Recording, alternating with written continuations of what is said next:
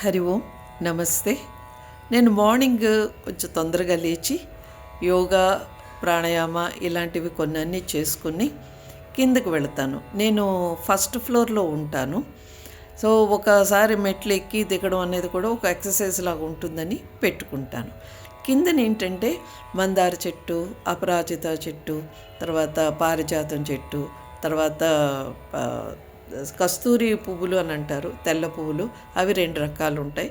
అవన్నీ కూడా కొంచెం కోసుకొని ఆ మొగ్గలు కోసుకొని వెళ్తాను. వాటి నుంచి ఈ పువ్వులు, ఈ కలర్ పువ్వులు కూడా తీసుకొని కొంచెం తులసి దగ్గర చిన్న డెకరేషన్ లాగా చేసుకుంటూ ఉంటాను. సో ఇవన్నీ ఏంటంటే మార్నింగ్ నాకు కొంచెం చాలా పీస్ఫుల్గా ఉంటుంది. ఈ పారిజాతం చెట్టు ఉంది కదా, దాని నుంచి ఆకులతోటి కషాయం కూడా చేస్తూ ఉంటాను అప్పుడప్పుడు. దానివల్ల ఏంటంటే బాడీ పెయిన్స్ ఇట్లాంటివి ఏమైనా ఉంటే అవన్నీ కూడాను క్యూర్ అవుతాయి అని అంటారు. సో ఇందులో చూసారు కదా, అపరాజిత ఇది కూడా శంఖపుష్పి అంటారు, శంఖపుష్పం.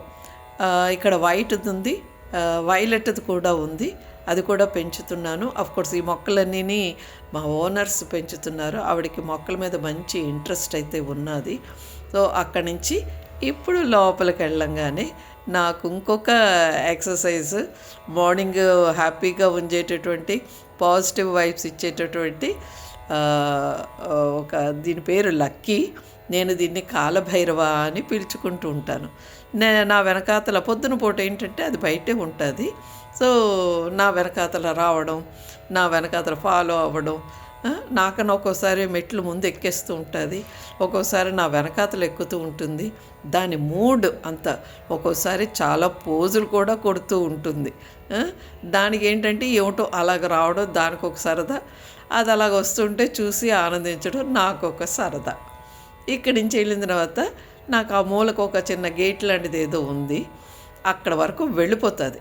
వెళ్ళిపోయిన తర్వాత నేను తీసేసిన తర్వాత ఒక చిన్న సందు ఉంటుంది, అందులోంచి ముక్కు ముందుకు పెట్టి చూస్తూ ఉంటుంది.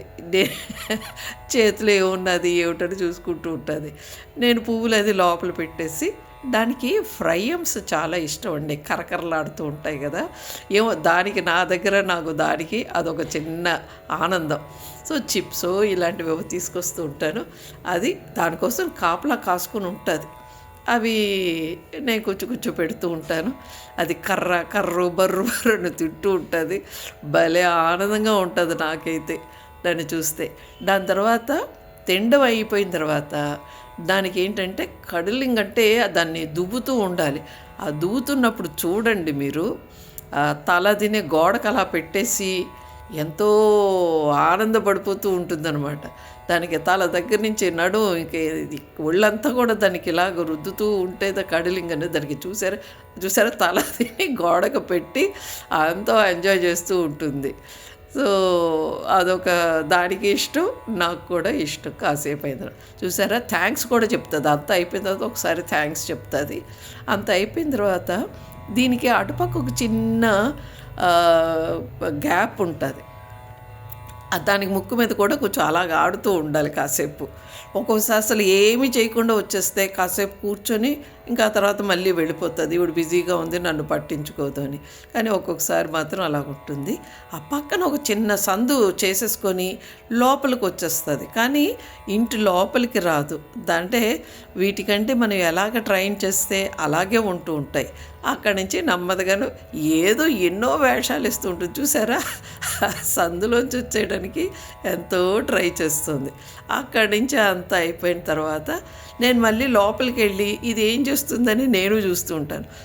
చూసారా నా ఇంటి లోపల వరకు రాకుండా అక్కడే ఆగిపోయింది. అది కూడా ఏంటంటే నేను కుచ్చుకుని ముందుకెళ్ళి దాన్ని ఏదో చేసినట్టు చేస్తే అది పరిగెడుతుంది. దానికి ఒక ఇది పాపం దానికి తోచుబాటు కావాలి కదండి. చిన్న పిల్లలు ఉంటే వాటితోటి బాగా ఆడతారు. ఇంకెక్కడికి వచ్చేసిన తర్వాత వెళ్ళిపోవని చెప్తే వెళ్ళిపోతుంది. ఒక్కోసారి దాని మట్టుకు అదే వెళ్ళిపోతూ ఉంటుంది. ఎంత హ్యాపీగా ఉంటుందంటే మార్నింగ్ యోగా, పువ్వులు, మా కాలభైరవుడు.